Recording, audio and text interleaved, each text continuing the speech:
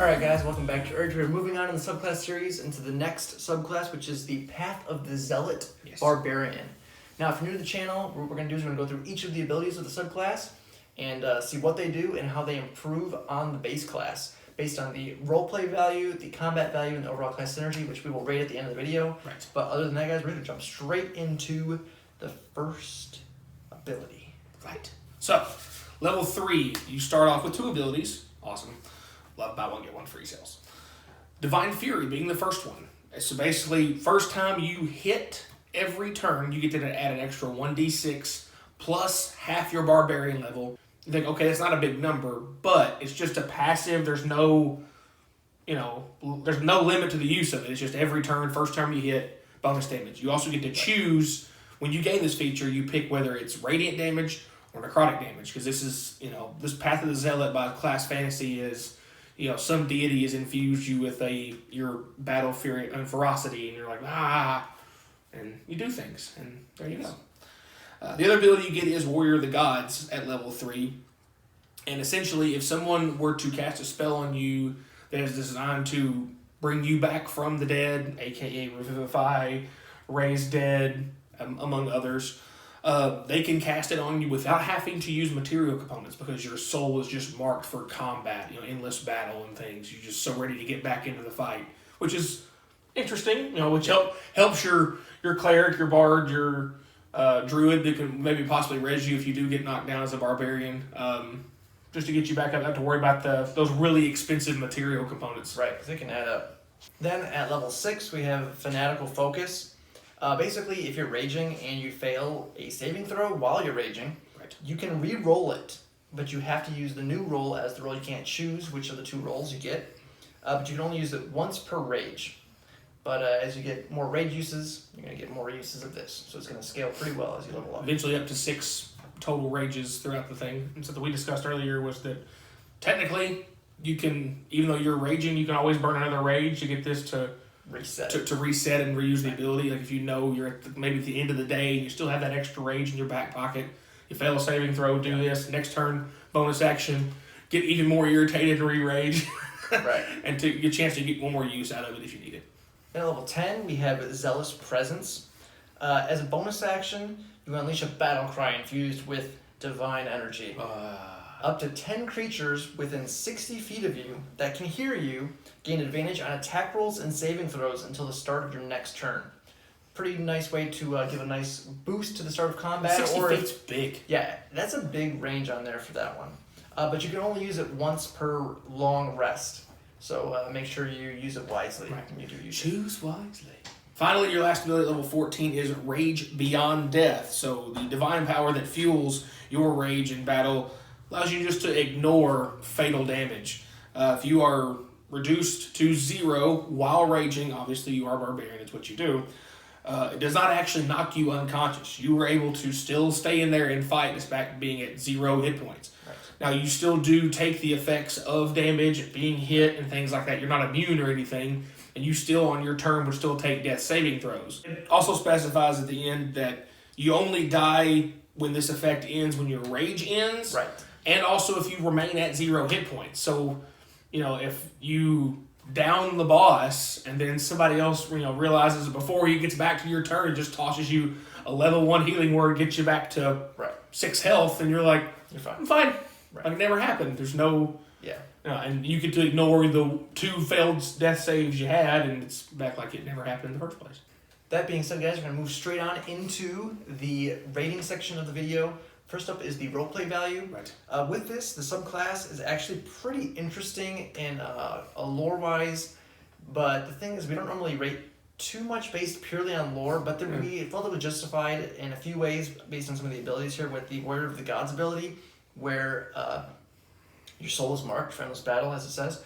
Right. You're able to allow both your DM and your other players to make the whole reviving of yourself a little bit more interesting in the RP sense. Also, you have the Rage Beyond Death again, can be an RP based thing based on how you use it. If your DM is, really into the RP side of things, you can be like, you're dying, you gotta sell it. You know what I mean? Right? Or otherwise, you're going unconscious or something. You know what I mean? Like, so you can do some really interesting things there, and it's just a really, really spicy subclass. Yeah, I think it's really interesting of that. Do we have a number on that? Not yet. I don't know if you want to say anything else before. No, reveal it. I think there's a lot of indirect RP things there. That's the word I used earlier. We were talking about it, where it doesn't specifically like, oh, here's an RP ability, but it's the way the fact that raised it doesn't cost components and the reason behind it, or why your rage beyond death. The divine power fuels you. Like the class fantasy really fuels a lot of the abilities, and it makes sense. Besides just like, okay, here it is. Yeah. You can easily wrap your mind around why this is all tied back into the subclass and why it all makes sense together. Yeah, and of course the battle cry can definitely be used RP wise. Oh, sure. So we went ahead and decided to give it a 3 out of 5. Again, interesting, but more indirect RP value than direct RP value. So hence the 3. Right. Onto the combat side of things. Pretty much all of the abilities have some sort of a combat effect on them. Even though you're Warrior of the Gods, it's technically you being, raised from the dead. Right. That happened because of combat 9 times out of 10. Unless you did something really silly with some kind of really bad magical item that killed you outright. So that's still kind of combat related. Divine Fury giving you extra just passive damage every single turn as long as you hit something. Which, as a barbarian, you should hit at least one of the 2 attacks. Yeah. Once you hit level 5 on up, you should be hitting at least 1 out of 2. Grand majority of your turns. Just increasing the your floor of your damage, giving you some extra passive damage every single turn. The ability to basically have luck just for saving throws once per rage with the fanatical focus could be a make or break thing. Especially with barbarian, you already have the ability to have advantage on saving throws against AoE spells. So if you fail even with advantage, and it's a big fireball or something, chain lightning, something like that. Right. You can use we'll try again, and then you can re-roll with advantage again, technically, because you're re-rolling the 20, right? I mean, then maybe you talk to your DM about that one. That's my brain immediately goes to like, what fun things can I do here? But either way, and the fact that it ties in with your once per rage, it's not per short rest, per long rest, it's per rage is really interesting as well. Yes. And Zealous Presence, James had a really interesting idea for how to use that instead of being in the middle of combat, trying to find a way to make it the most effective. If you're about to jump something important, right? Essentially like surprise ambush round, and like everybody gets advantage on their attack rolls, like with the surprise round turn, and you essentially like try to group assassinate your target. That's super interesting. I really want to try that at some point now. Have 7 or 8 people just trying to dive in, or if you're really, really smart and you really hate your DM, if you have a druid in the party that can conjure up some extra stuff to add to the initiative level and then do the ambush thing, you're really going to irritate your DM. But sometimes that's the right way to irritate your DM. Conjuring spells are the worst. Adding to the action economy. Yeah. Great times. And of course, then the final thing just being Raging Beyond Death, the fact that you can just sit in there. Being a barbarian, you're probably not going to get knocked down. But if it does happen, you can just put up a big giant middle finger to whatever you're fighting and just keep hitting on them anyway.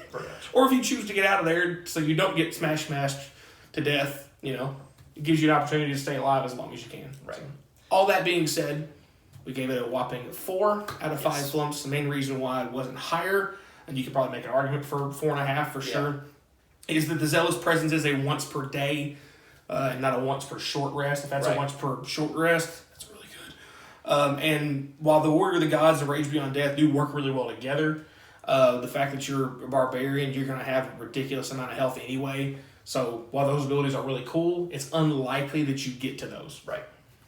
Yeah, it's. I would say as a barbarian, you probably are going to be going down the least of your party. You should, for the most part, unless you have like a druid or something. Druids can there can be you barbarians are usually pretty good at sticking in combat and not going down. Right. So the ability and usefulness of those 2 abilities having to do with death are probably not going to be super useful. Though when they are, they can definitely help a lot. Right. Lastly, we have the overall class synergy. This one's actually pretty interesting, working especially with Divine Fury with your extra attack. That is a huge synergy. That's a pretty solid amount of damage to be adding. At level 20, you're doing a 1d6 plus 10. every turn extra on top of what you already would be doing normally. Right. That's more than a lot of weapon attacks for most other classes are going to have if they hit once. Right. It's a free extra weapon attack essentially for you if you hit. Yeah. Just more embarrassing to the Path of the Storm Herald, which was before this as well. But besides that, Stab. it is pretty good for that. The Warriors of the Gods and everything like that doesn't have a whole lot of synergy to work with base subclass. But the fanatical focus and the zealous presence, working with getting the basically a use of luck for saving throws per rage. That's a huge. Well, raging is the biggest thing about barbarians, and having something synergized so strongly with that is pretty good. Directly with per rage. Right, and then getting advantage on initiative rolls and stuff like that as a barbarian as well. That makes you go first, so a lot of times it does. Getting advantage usually helps you go at least in the top of the initiative most times, unless you just Rangers and rogues and you guys. That's it. Right. That's who's going first most times. So that lets you, if you're getting set up, or if you get surprised, which you can't because if your party gets surprised because Danger Sense, you're not going to get surprised. Another synergy thing there. You can reactively use your bonus action on your turn set to rage to give everyone in your party, advantage on their saving attacks. throws. If you could try to get an ambush with a big wizard trying to blow everybody up, like, hey, advantage on saving throws. Right. So with that, there's actually pretty good synergy overall with the subclass. We decided to go with a 4 out of 5 for the overall synergy with base class. Again, the big issues are going to be with Warrior of Gods and Rage Beyond Death, just because, yes, it lets you stay in combat and continue fighting, but as we said, in the combat side, you're probably not going to be going down too often. Right. So it's probably not going to be that relevant. So it's kind of hard to justify giving it more than a 4 or 4.5, just because of those two abilities. Pretty much, I would say most times going to be not really doing anything. So you kind of just have two moot abilities. Right. So. And that is one of those things. It's a nice emergency button in the back pocket if you ever get to it, but 90% of the time or more, you probably won't ever get to it. Right. If you do, rest of your party's probably dead. Yeah, if you're going down, your party's probably in trouble. Right. But guys, that's probably going to wrap it up for this one. Mm-hmm. If you guys enjoyed the video, please remember to like, subscribe, hit the bell notifications to see when our new videos come out. Let us know in the comments down below if you played the subclass or if you are interested in playing it or any stories you might have about playing D&D. We always love to hear all that. Let us know down below. Stay tuned to the channel. We'll be posting a lot of new stuff here coming New Year. We're working on improving our quality of everything, so stay tuned for all that as well. And as always, thanks for watching.